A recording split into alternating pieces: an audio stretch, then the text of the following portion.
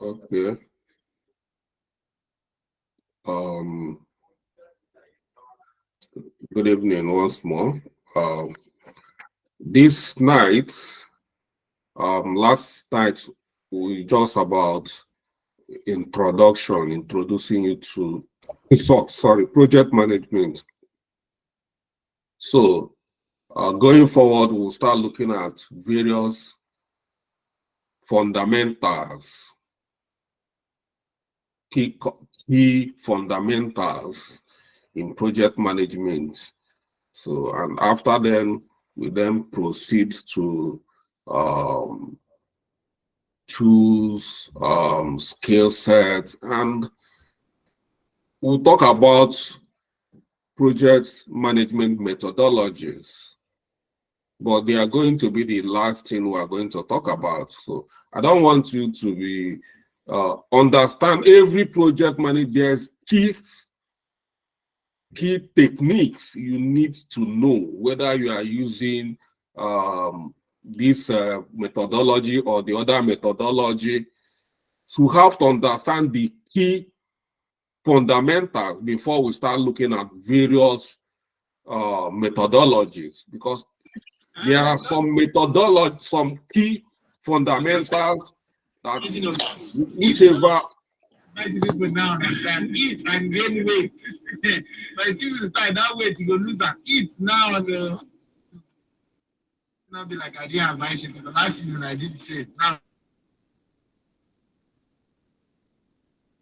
So, like I said, some of these fundamentals, whether you are using waterfall or whether you are using agile project management, you must, know these basics. So we start from the basics and then we go down to the methodologies, which I say is going to even be the last thing we're going to treat, So that's it, because it's not that so it's important, but understand what is project management before trying to understand various methodologies.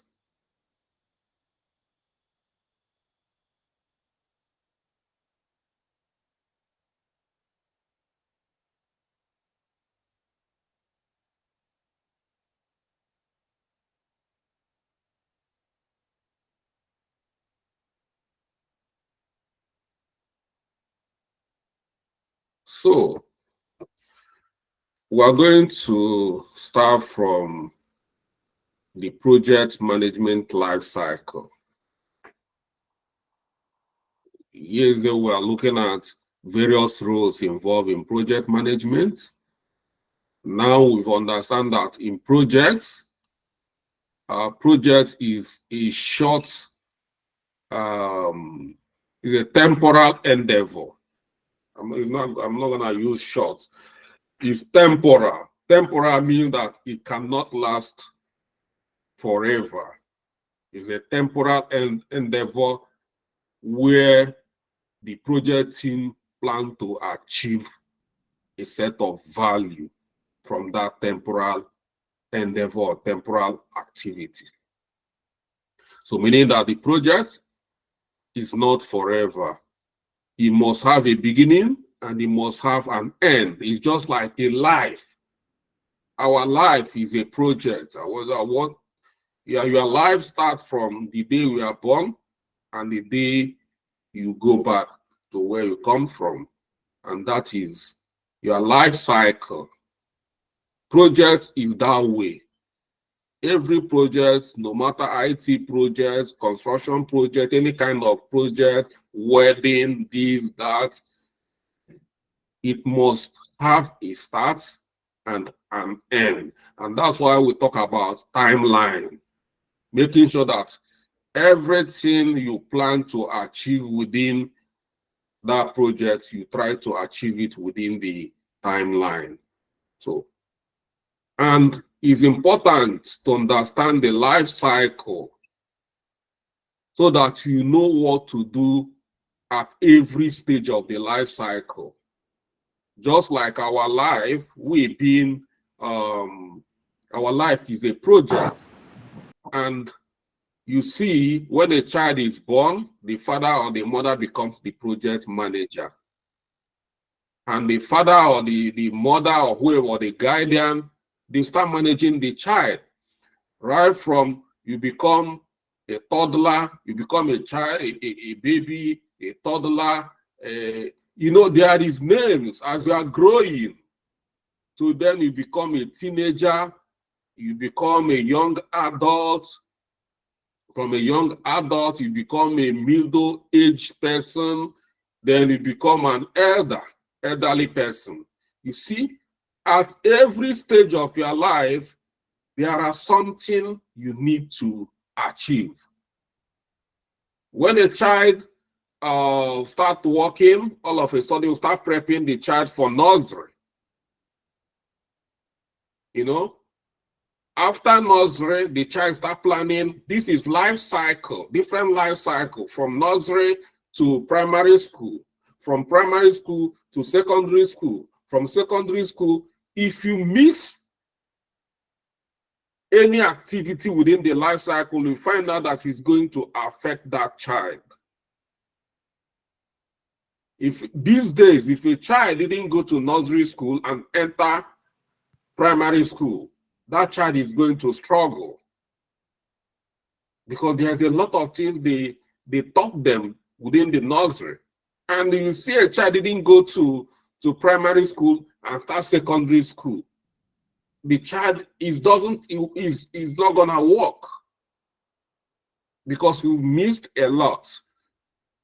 So that's why parents are very key to make sure that within that nursery, they provide you with everything you need to complete the nursery, and every child being planned within every stage of the life cycle. They come out becoming so bright than those that didn't have any kind of plan.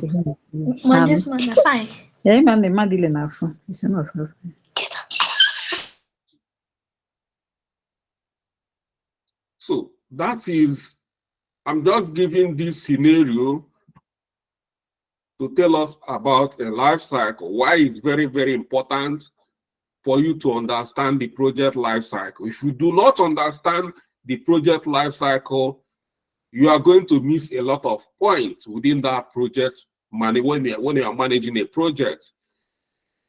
You see this life cycle here will start from conception. Number one, you see project initiation, then you see definition and planning, then you see execution, then you see performance and control, then you see closure. You know, I remove people in my class.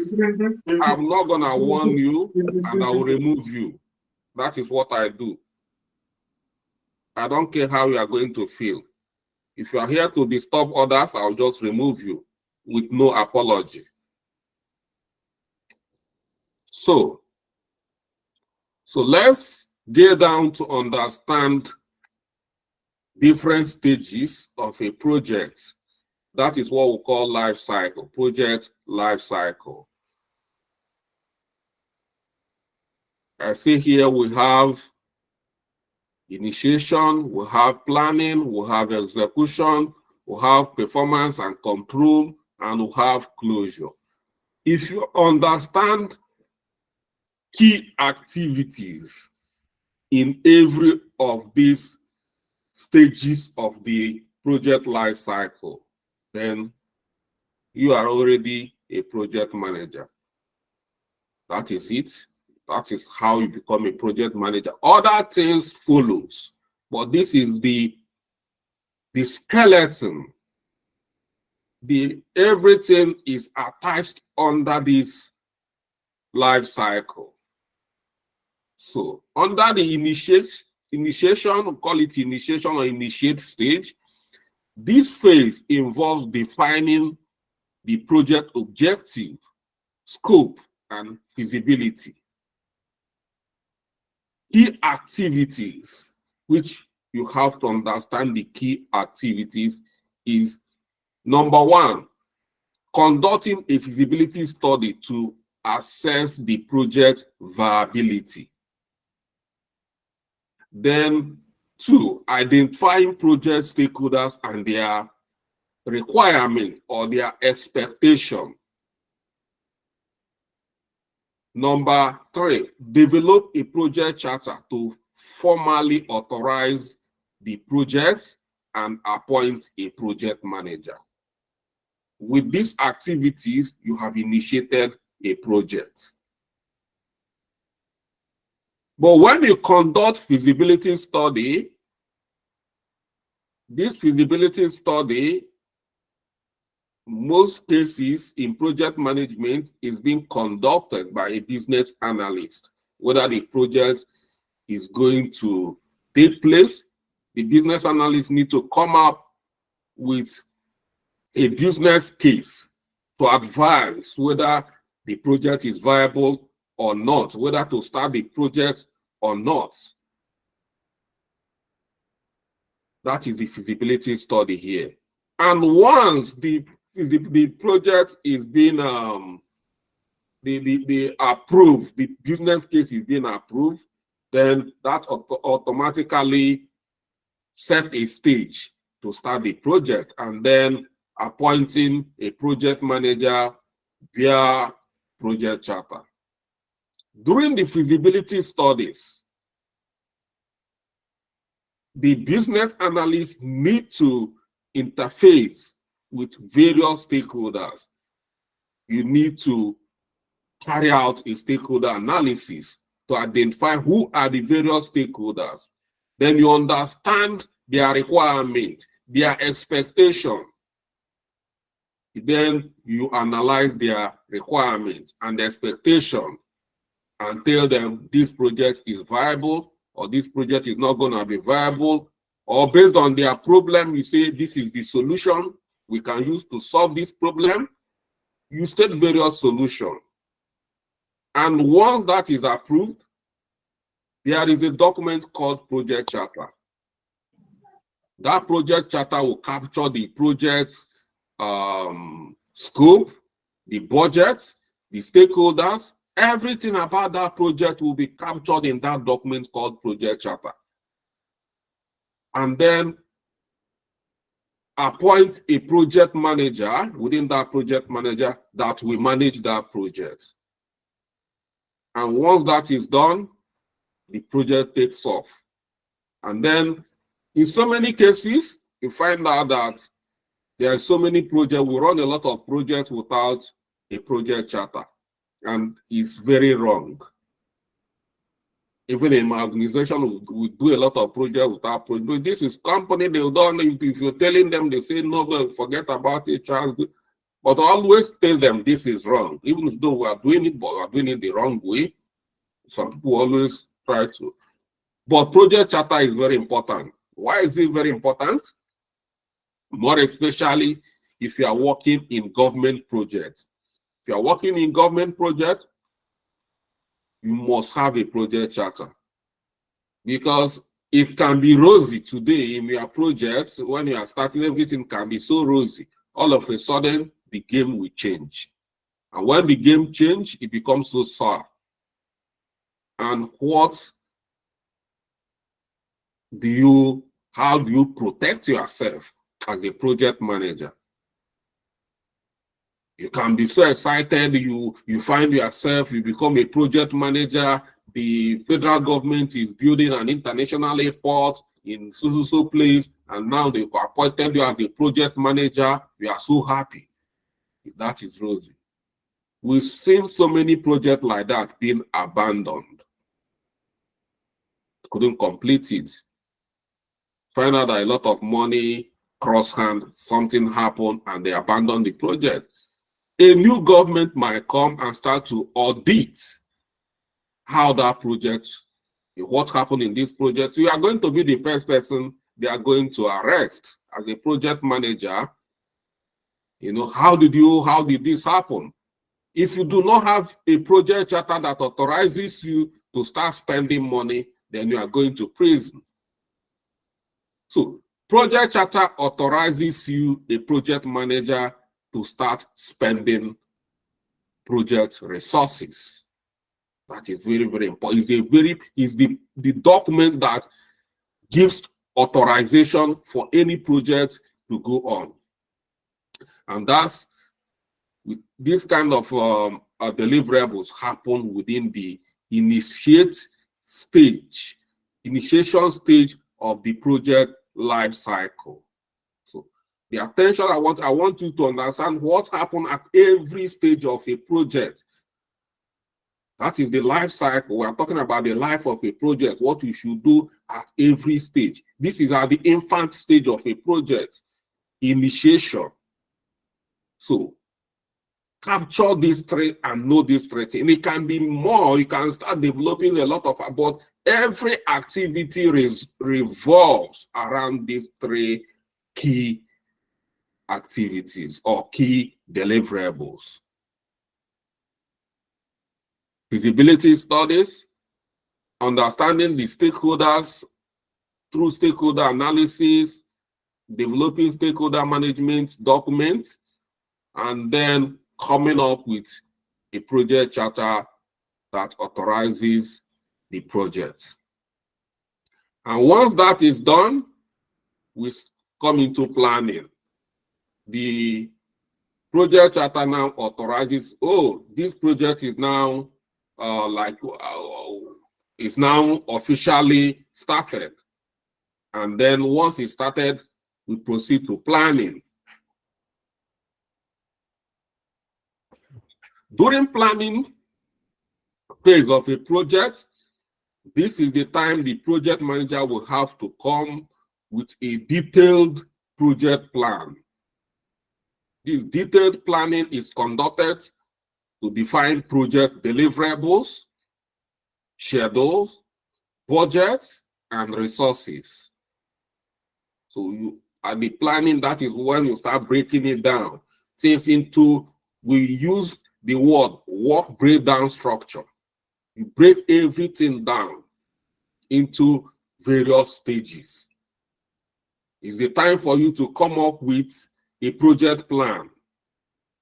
This is the time you have to do that during planning stage. You have to break things into deliverables, schedule is the duration, then budgets, and resources. Resources here is mainly human resources and even financial resources, but key resources are mainly human resources because you've captured budget. So these are the things that need to be done. So looking it in this itemized form, we develop a work breakdown structure. That is the first thing to do. Work breakdown structure under planning. Breaking your activities into manageable stages to help you manage. So that is it. Break work down into deliverables and manageable tasks. Then, secondly, you create a project plan. Once you create a work breakdown structure is not a project plan. But work breakdown structure is a foundation to create a project plan. Project plan is the detailed document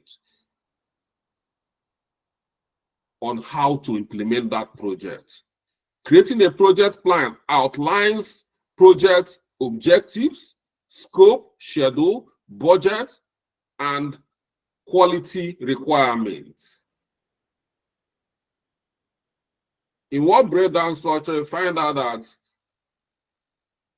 most of the deliverables or activities, they don't have timeline. You do not assign resources. But in project plan, you start assigning resources, you start assigning time, allocating time, and that is what we call a project plan.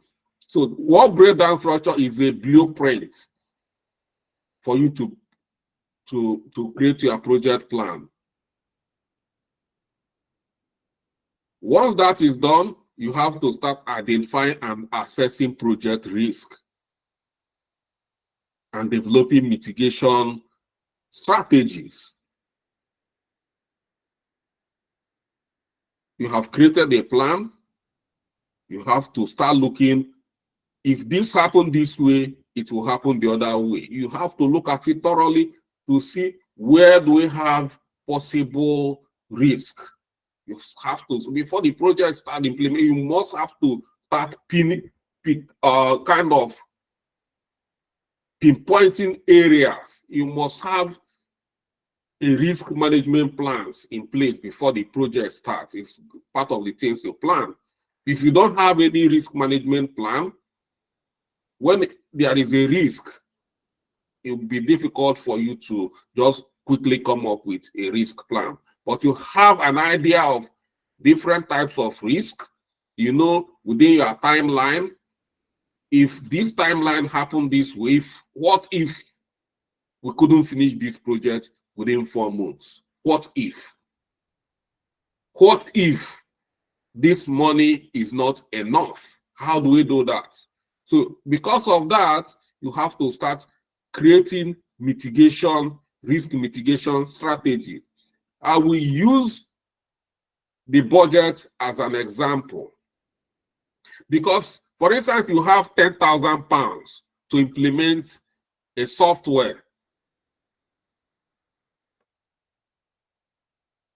You will ask yourself, what if this £10,000 is not could not do this, or is not enough for? As a good project manager, you are not going to start using that £10,000.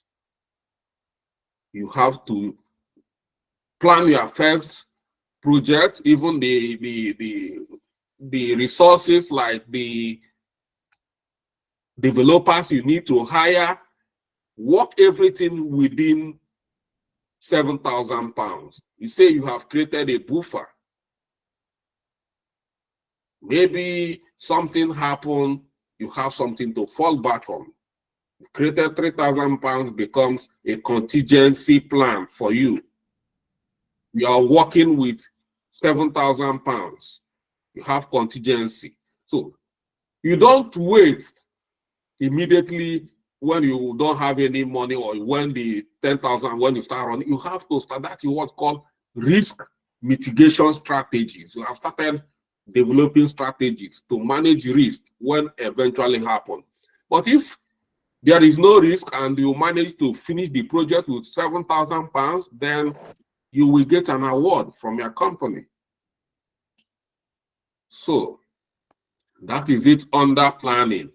And then establishing communication and reporting channels to facilitate effective project communication. You must have a good communication plan. This is part of the stakeholder analysis you've done. During the stakeholder analysis, you must have studied various stakeholders involved and determine how to communicate with all of them. You cannot say, yes, we've decided we are going to use email to be communicating all our stakeholders, or we are going to be using phone, or all of us will have a WhatsApp. No, some of the big boys in the company, chief executives, you cannot just come and add them in a WhatsApp. No, you don't do that. So you have to study every stakeholder and know the appropriate communication channel. Some people you will use email, some people you just add them in the project platform for collaboration. You know, design the various plans. Some of the managers, they might want you to be sending projects.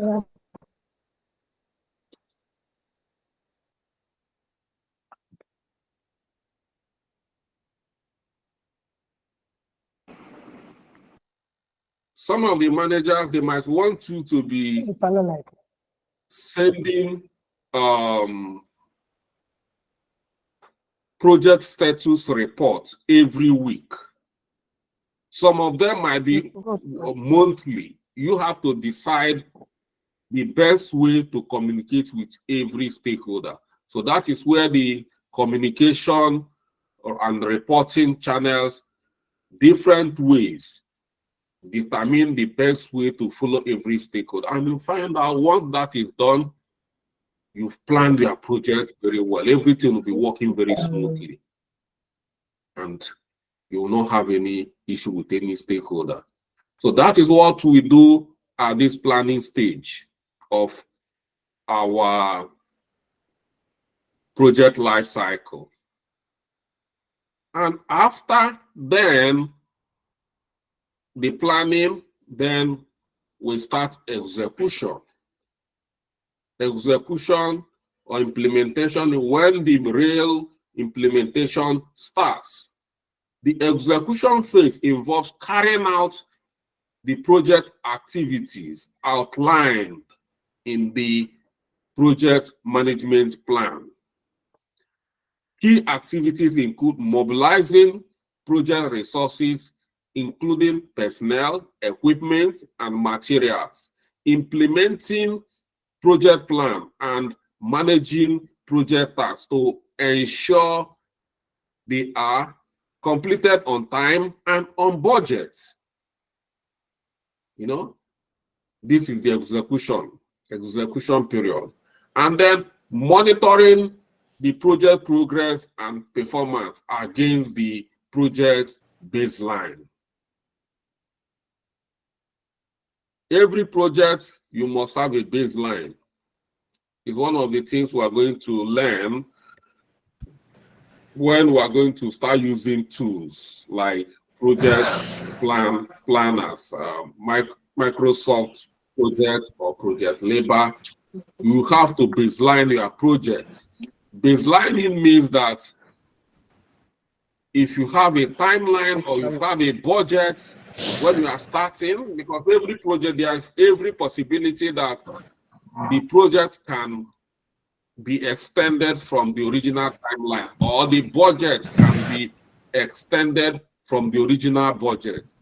But you have to baseline the original budget and the original timeline. Everything have to making sure you work within that baseline. Then managing changes and addressing issues that arises during the project execution. These are things you do during the execution stage as a project manager. Yeah, we have changes. Changes do occur in projects. You know, someone was asking me, what if I run against my timeline, and this Harry Potter, I don't know why you choose to disturb us. You look like a gentleman, so I don't know why you are doing this.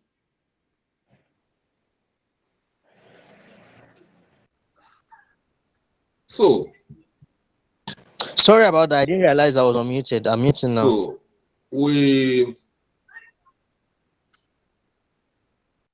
under the execution, I was talking about managing changes and addressing issues that arises. Is very important. Like one of you are asking, what if I run against my timeline, and I still want to finish the project? What do I do? You do risk planning. Before you run into this kind of situation, you should have known that you are running into a situation. That's why we do regular risk, call it RAID management, to capture risk. You don't wait for the risk to come. You envisage, you look and search for risk, intending risk that are coming. If you see a risk coming, you should know that a risk is coming. When a team member stops or not delivering their key deliverables on time, it will start leading you to risk of timeline. You see that you are missing a lot of key deliverables. When you have that kind of team member, you know there is a situation. It's either you get rid of that team member or you talk to the team member. So these are, if you must have seen it coming. Every week you find out that Mr. John have a lot of things undone within the project. Week 1, the same thing. Week 2, then you know that there is a problem coming. So you have to address it, you have to capture that as a problem and deal with it. If it's something beyond your control, at times it might not be from a team member, it might be an event beyond your control. So you must have to capture it. In a situation where we have pandemic and everybody is asked to sit back at home, you see that this is something you cannot deal with. It's beyond your control. So issues like this are changes within the project. You have to capture it. What makes you a project manager is the way you address it. You have to, we have exceptional circumstances in every project, and we have a way of capturing exceptional circumstances.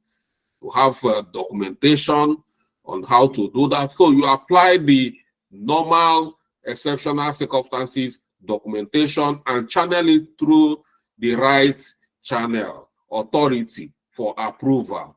Once it's approved, then there can be changes. There can even be changes in timeline. They can increase your timeline. They can increase your budget.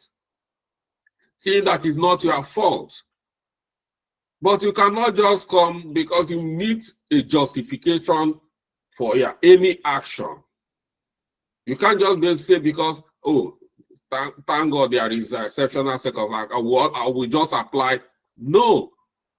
They are not the people they are dealing with. So many of them might even be more intelligent or even more advanced than you in project management. It's just that they are not they cannot be doing that all the time, or they are doing higher responsibilities than just sitting back and managing different projects. So many of them might become directors. Who tell you that a director was never a project manager? Like today, I'm becoming a CEO. You come to me, you are a project manager, or you are a business analyst. I have done that so many times. So when you come to me and start telling me this, I know when you are playing around. That I'm not the person managing I cannot manage every project forever. The time will come, I will not be managing projects. And that's why we are building people like you to take over. So, but when you come bring this in and say, oh, Charles, you know, I will know when you are lying and when you are not lying. And when we are just playing around with an important project, I will fire you. So, the next stage in life cycle is project performance and monitoring. Performance monitoring and control. This number 4 here, in so many of my projects, I don't capture it as number 4 or number 5. So in so many of my projects, I'll just capture 4 stages. And that stage will be, I will remove this monitoring and control. Because monitoring and control start from the first stage of a project. You continue to monitor, you continue to control. It's a process, it's a continuous process. So monitoring and control, you continue to do that. You can see here activity. Does it mean you are not going to monitor activities here? Does it mean you are not going to monitor activities here? So monitoring and controls revolves around. So, but in so many school of thought, they capture it this way, that there is monitoring, but in so many projects, so many professionals have decided not to capture this as a stage. So we can say we have 4 stages, which is execution and closure. And then monitoring and control revolves around every of the stage. Because if you see it at number 4, it will look like that at this stage of the project, that is when you start monitoring and that is when you start controlling. No. So, performance monitoring and control is crucial to ensure projects stay on track and meet their objectives. The process involves continuous oversight and adjustment throughout the project lifecycle to maintain quality, schedule, and budget adherence. Key components include establishing baseline. We've spoken about baseline. Define the project scope, schedule, and budget as baseline for the comparison. Regular progress tracking. Monitor actual progress against the milestone and deliverables. Quality assurance. Implement process to assess and ensure the quality of project deliverable. It's very, very important. We are talking about quality assurance personnel. So, in a situation where we do not have such people, one person, either a project manager, they are always doing it. Whether a project manager must have a way of doing that on his own. But when there is high need for quality and control, they might go extra mile to hire a quality assurance person. So quality assurance is very, very important. Everything you do, you must assess the quality. There must be a benchmark in every activity. All these itemized activity, there is a benchmark to measure their quality. Everything you do, you must measure the quality. In agile environment, we call it acceptance criteria. Acceptance criteria, where you need to, measure the quality. It must meet that acceptance criteria. If it does not meet the acceptance criteria, it's a no. So then we have risk management. It's part of the monitoring and control. Identify and assess risk and mitigate the risk to minimize their impact. Risk assessment is a continuous, starting from, it should be from even the initiate stage. Risk assessment. So how do we do that risk? I mean, there are so many ways we can do risk assessment. We can use risk register to regularly capture risk in a register and manage it. Then we'll have risk read log, where we have a document to capture risk and issues and then deal with them using our risk management strategy. We must have a risk management strategy on how to deal with risk, whether we are going to accept a risk, whether we are going to transfer a risk. Some risk you have to accept them, some risk you need to transfer them. Some of the risk you cannot deal. That is why you see in some projects they have to, involve the services of insurance companies. These are the risks, so many risks. Risk of accident in a project. In a construction site, there is high risk of accident. As a project manager, you've assessed it. If you are a good project manager, you will not even accept to undertake a project, maybe a construction site or this, without a proper insurance policy covering all the staff, everybody in the, because although in Nigeria, people get away with a lot of things, but here even work in ordinary workplace, not even construction site, anybody coming into must be insured. You know, so that if anything happen, the insurance company will deal with that, not the company.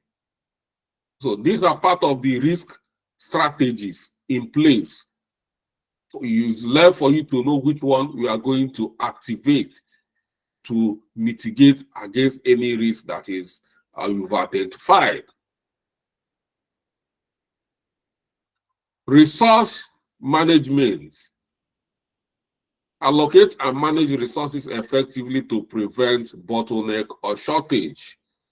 Like I said early enough, you must have contingencies within your resources, contingencies, so that you will not have shortage.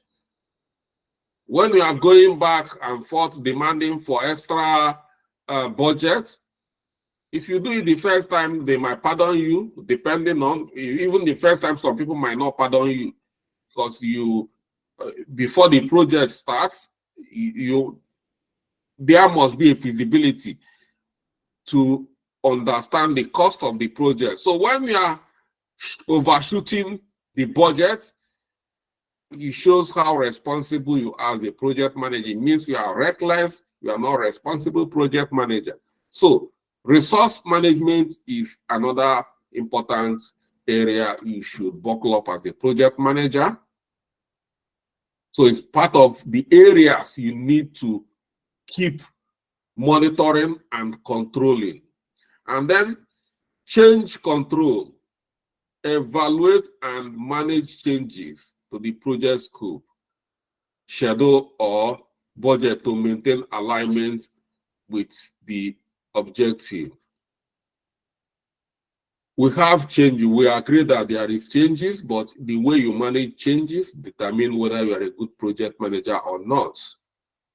So when there is changes, you need to analyze the changes and then deal with that changes with appropriate documentation or strategies. Communication. You must foster transparent communication among stakeholders, addressing issues promptly and to keep all parties informed. You don't keep any information to yourself. It's not your project.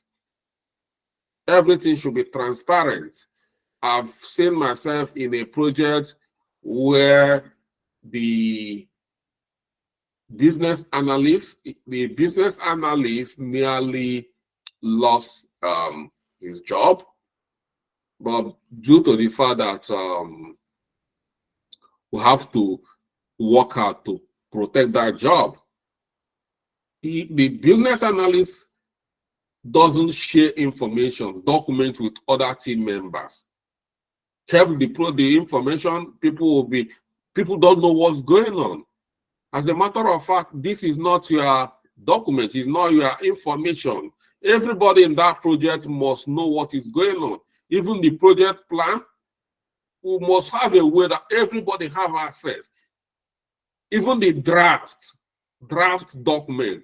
Draft document is document that is not completed. We are still working on the document. Call it draft document. The team members will have access to your draft documents. You cannot say, oh, I've not finished. And when I finish, I will show you. No. While you are working, people should know what you are doing at every point. It's not your project. It's not your document. It belongs to the company. And everybody working on that project have equal access to documentation or information. So there should be, as a project manager, it's their duty to foster transparent communication among stakeholders to address issues promptly and keep all parties informed and to be in the same page. And then we come to closure. Closure is the last stage of a project life cycle. In the closure phase, the project is formally completed and the project deliverables are handed over to the stakeholders. Key activities include conducting a project closure meeting to review project achievements against and then lesson learned. It's very, very important. Lesson learned meeting is important when we are closing a project. It's time for us to look at our achievements against our plan, original plan, and then lesson learned. At this point, the project manager needs to come up with a lesson learned report. It's very, very important. Every project should have a lesson learned report. This will serve as a reference point for other people planning to, dive into such project or implement such project, as it becomes a resources, a library for the organization, for people to go and look the way you manage this project and then learn from your mistakes and from your gain or your achievement. Then, within the closure stage, the business analyst need to obtain formal acceptance of the project deliverable form from the stakeholder need to obtain the formal acceptance from the business analyst. So at this point, we'll call it closure form. The business analyst need to prepare a closure form that the business analyst hand over to the client or the stakeholder. The stakeholder here, we call it either a client or the project sponsor. So if the project sponsor or the client is happy, then he will sign the form. That is formally acceptance of the project. Once the client or the stakeholder, which is the project sponsor, accept that particular document, it means that it's now giving the project manager a green light to formally close the project. So closing our project contract and financial accounts, and then documenting project closure reports and archiving project documentation for future references. Once that is done, the project account is closed, then the project closure report, the report will capture everything that happens within the project and then show the key achievements and then the areas that they could have done better. That will become the closure report. Once the closure report is signed off, then all the project documentation should be archived. They should be moved to the project repository. So that is how we initiate a project and then close a project from the beginning to the end. So this is a project, we call it full project life cycle. That is what we just spoken of, kind of summarize a project life cycle. This is what you are going to be doing for a period of, if the project is 6 months, what you are going to be doing within the 6 months, following these activities, these stages. Every stage, you do this set of activities and deliverable. Every stage, that's how you do it. Then that's what makes you a project manager. It doesn't matter any approach you are using. Although when you are using different approaches, it might be a bit different. When you are using different approaches, they might be using different names, but at the bottom line is that it's the same thing. It's all about starting a project and finishing the project. effectively, looking at the budget, looking at the timeline, and making sure that everything comes out within the quality specification. And that is it. So,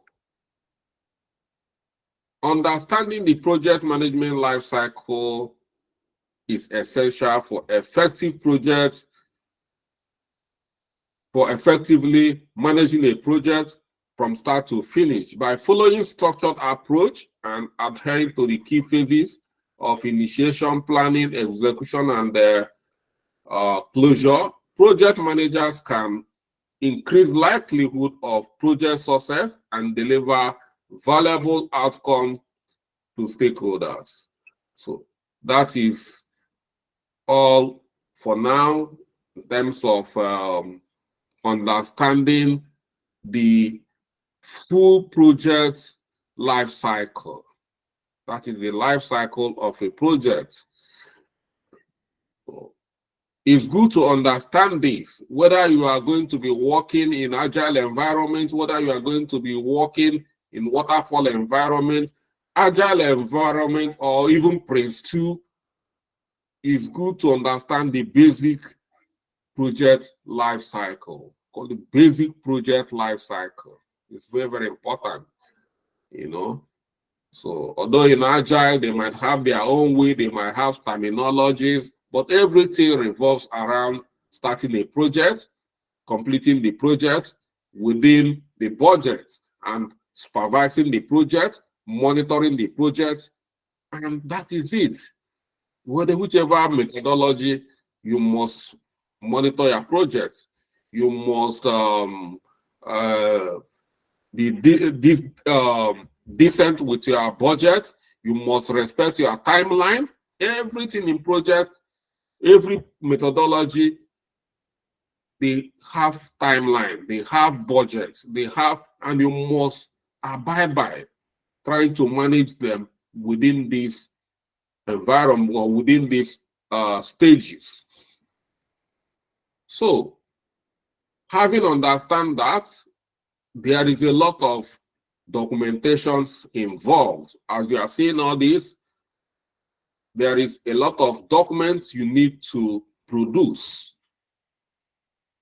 at every stage. Every stage of this, you must produce set of documents. We call them deliverables. All this from initiate stage to planning stage to execute stage, performance and control, closure. You must come with documentations, and that will bring us in project management documents and deliverables. That is what we are going to treat next time. So we've seen various stages of a project and activities with every stage. So what are the documents? What are the deliverables? We need to see all these documents that we need to produce. Some of these documents, like project charter, business case, this is what we're going to look at going forward to understand all these documents. That is what we are going to do as a project manager. You understand all this, all the stages, which we call the life cycle. Then you understand documents you need to produce at every stage of that life cycle. Once you understand the document, the next thing is to understand the technology you are going to use to produce the document. And that is it. And that's all about project management. Thank you for your attention. And if you have any question, get your question ready for me, and I will attend as much as I can.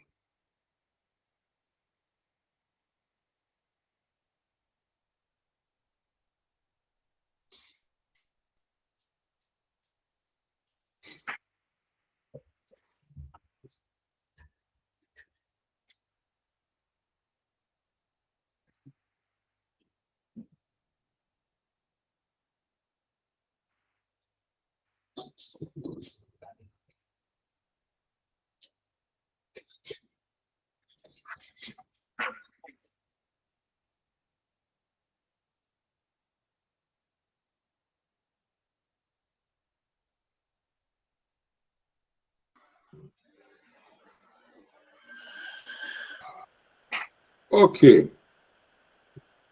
I'm now ready for your questions. And I'll start from the first person here. And the first person here is Christopher Anija.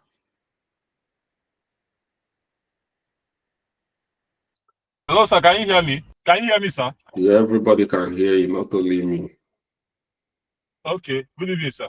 Good evening. I just wanted to land on my previous contribution, and then that's all. Because first of all, I want to thank you for the clarity you're giving to this whole project, of coaching us. Thank So you. I also want to suggest about earlier, if you can kind of maybe whenever there is something going on in terms of important information that you want to drop for us, is it possible that you can just temporarily lock and then people will be able to, because sometimes to control human beings is very difficult. So despite the fact that we've been told to be serious and focus on why we are. Okay, thank you for the So suggestion. if it's possible, I would just want to beg, whenever there is something, yes, we can just lock the platform for temporary period of time and then can open up again. All Yeah, right. finally, sir, please. Is it possible to ask question on the previous lesson, not this one, not today's lesson? So if you have clarification. question on the previous lesson, then you have to drop it on the platform or send it to me directly or contact me directly with your question, or you can drop it Okay. on the platform so that others will benefit when I Okay, sir. respond. Thank you so much. That will be all. Because when I mix up information, now you want to start asking it, people might become confused, and it's not gonna, the mixing up is not gonna come out very fine. Okay. Okay, sir. I get that. Thank you so much. Thank you so much. Thank you for your contribution and your suggestion. We'll try as much as we can to implement that. Thank you. So have Joy is in the. Good evening, sir. I would like to find out if it's proper to ask a stakeholder their budget for a project. Yeah, is proper, but the most cases the business analysts will have to come up with that. They need to do market analysis, do the market solution evaluation. So most of the time, the budget will be determined from the market forces of supply and demand. So it's not. So it's when the business analysts need to come up with various prices. Equally, company might say we don't have this amount of money, or let's work within this amount of budget. So it's part of the planning. So asking the amount they are ready to pay for a project is not. It's part of the planning. So it's not. You can ask but mainly it's the business standard, because the project manager, by the time the project manager is joining, the budget must have been determined either from the project sponsor or the business analyst.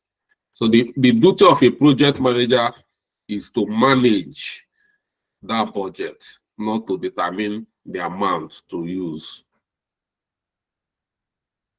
Okay, thank you very much. It's understood. Yeah. So have Karimot Jargon. Good evening, sir. Hello, can you hear me, sir? Very well. Okay. So my question is, when you were talking about the project plan, you said it is a detailed plan and the project manager needs to break down I think you said deliverables into actions.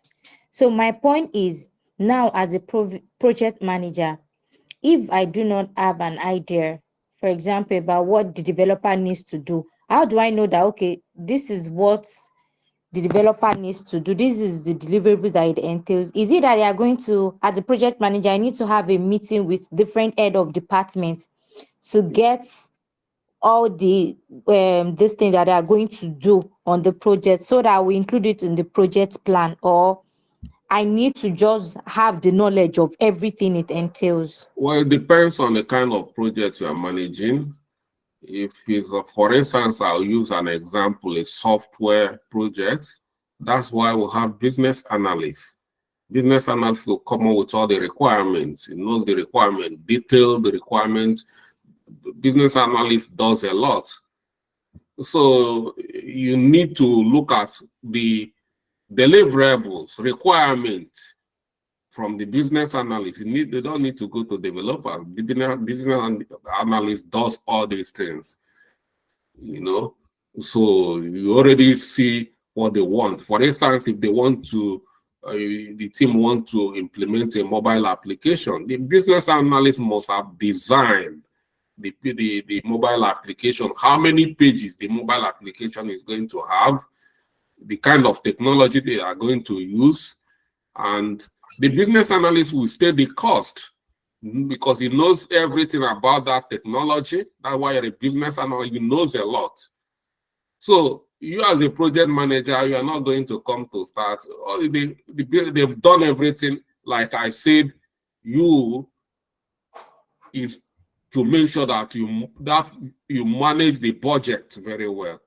And based on the requirements, you plan based on these requirements and with the budget on ground. So that is, but we are going to treat project plan as a topic. So we'll see how project plans look like and how to produce one. Another one is that there are some projects you'll be managing without a business analyst. A business analyst will not be everywhere or in every project. In some project where there is no business analyst, then you need to sit down with the stakeholder and find out the budgeting. And for instance, you can be a wedding planner. A wedding planner is a project manager. There is no business analyst here. You need to sit down and understand the person contracting you to manage a wedding, the kind of suits they want, the kind of how much are they willing to pay for the suits. So it's not a straightforward answer whether. So that's why you are experienced, whichever way it comes, you must be able to fit in. So I hope I've answered your question. Yes, sir, you have. Thank you so much, sir. Okay. So, but like I said, we are going to treat all these things in detail, like project plan. Everybody needs to produce a project plan, all of you, with the tools. So these are what we are going to look at. I said documentation, project plan, project breakdown structure is one of the key deliverables we need to produce. Project plan is one of it. And by the time we do that, we'll see everything. But whether you have a business analyst or not, like I said, you must be able to collect requirement. If there's no business analyst, you should be able to do basic requirement gathering as a project manager. without even business analyst. And that's why it's important whenever I'm teaching project management, I'm weaving it with business analysis. So we have Nena Akubeze. Good evening, sir. Yeah, good evening. So my question, or rather something I want to clear, is that when you were talking about the planning stage, you mentioned that we as the project manager has to find out from the stakeholders how they would like to be communicated to. So does it mean that we cannot like introduce a CRM tool and say that I can communicate with you all through these means, instead of like if Mr. A says he wants email, this one says a different thing, this one. So does it mean you will now be running around trying to update everybody on different platforms, or you just introduce a CRM tool and communicate with them through that means? Thank you. Okay, thank you for your question. Number one is that you don't communicate like CRM, yeah. But when you are managing a project, we don't use CRM to manage projects. CRM is customer relationship management tool, mainly used for by the sales and marketing, customer care to communicate with their various customers. So we don't use CRM tool to manage project. We use project management softwares like Asana, Monday.com. They are not CRM, you know. So I just want to, you know, if you're having a kind of mixing things up at that level. Secondly, stakeholders have peculiarities. There's a way you communicate them. Even you can use a project management platform to manage them. Like, because of this, I'll quickly give you an example how you can, because you are thinking of CRM, but we are not calling it CRM. So, but let me share this to show you how this works. Like in this case,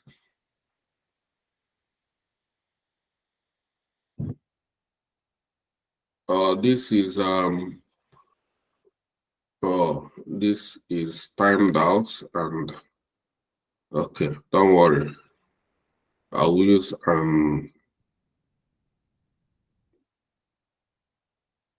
we'll have other ones that are active at the moment.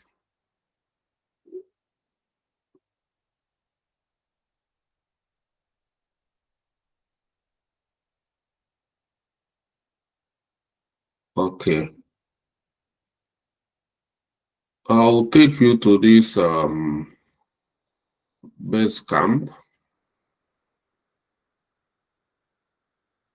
Can you see this? Yes, sir. Yes, sir, I can see it. So this is a project management platform. These are one of my class here in UK, and this is the projects we're managing. Okay, now you see all these people here are project team members. You can add up some people here, they are silent. They see everything that is going on. It's communication. A stakeholder can have access to this. And when you share information, for instance, let's say information like this, from here, you can subscribe somebody, you can add somebody here. The person is not actually contributing anything, but the person have access to all the information, all the documents, everything going on in this project. You see, these are subscribers. You can subscribe an important stakeholder to be monitoring everything you guys are doing. He is silent. He is not a team member, but he knows whatever you guys are doing. It doesn't mean you are going to assign responsibilities. Like here, you can assign responsibility here. Under this, you see this, you can decide to assign responsibilities to other team members. Here you can assign. Such people, you are not assigning any responsibility to them. They are here to monitor whatever you guys are doing. This is part of communication. So then some communication is that some of these team members, you see your team, all the project team members are here. This is the way you are communicating them. You are not sending any reports to any of these people. They are project team members. But some project stakeholders, every month you need to send them a report. So you need to find out the best way they want it. Some of them, you can be monthly or weekly or daily. So you need to understand. That's why stakeholder analysis when you're analyzing to understand their expectation. What do they want from you? You do not tell them what you want. You understand what they want first. Even if you need to make suggestions, you must understand what they want. The problem so many people have manager, they enforce themselves on the stakeholders. They do what they want, not what the stakeholders want. And once you start doing what you want, not what the stakeholders want, you start having problems. So it's not what you want, it's what the stakeholders want. You manage, use your ingenuity to manage them. Give them what they want. That's what we say. Identify stakeholders and their expectation. Not identify stakeholders and give them your expectation. The moment you start telling them what you want, your expectation, is going to be difficult. So because they hire you to deliver a set of work for them, knowing that you have the skills to manage their expectations. Is that okay?